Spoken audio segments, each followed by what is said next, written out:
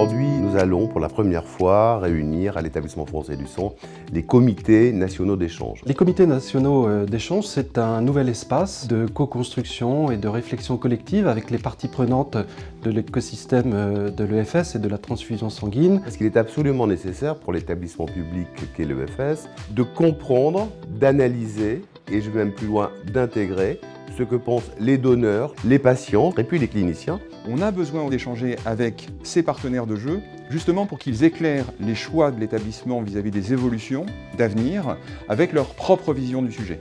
Nos attentes sont d'avoir un échange entre plusieurs comités pour savoir qu'est-ce que c'est la situation dans le sang et comment ça va évoluer, comment on peut améliorer la vie des patients. Moi, ce que j'espère apporter en tout cas à ces comités nationaux, c'est les retours du terrain. C'est vrai que les bénévoles sont en contact direct avec le public, les donneurs de sang. C'est une première pour l'EFS et donc une première pour nous, association de patients.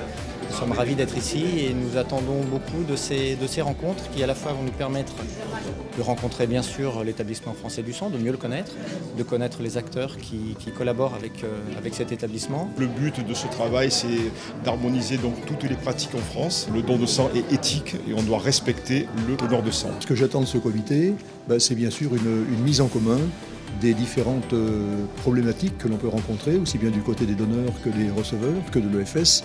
Et je pense que probablement les échanges seront très riches. En tout cas, c'est la raison pour laquelle je suis venu aujourd'hui.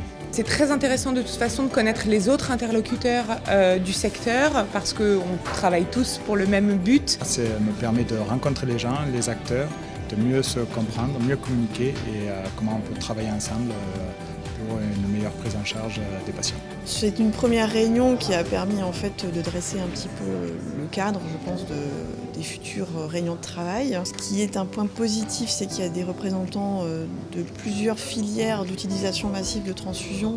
Donc on va travailler. Il y a pas mal de sujets qui ont été évoqués, tant sur l'assouplissement des dons, pour pouvoir y accéder plus facilement, et que les indications et les contre-indications surtout soient plus claires pour les donneurs, que ce soit plus aisé pour eux de pouvoir donner leur sang. C'est ça, d'une certaine manière, que l'exercice de la démocratie sanitaire à l'EFS et ces comités nationaux d'échange, qui se réuniront 3 fois par an, sont un des éléments essentiels dans la réforme de la gouvernance de l'EFS et dans l'ouverture de l'EFS au monde important que représentent ses partenaires quotidiens.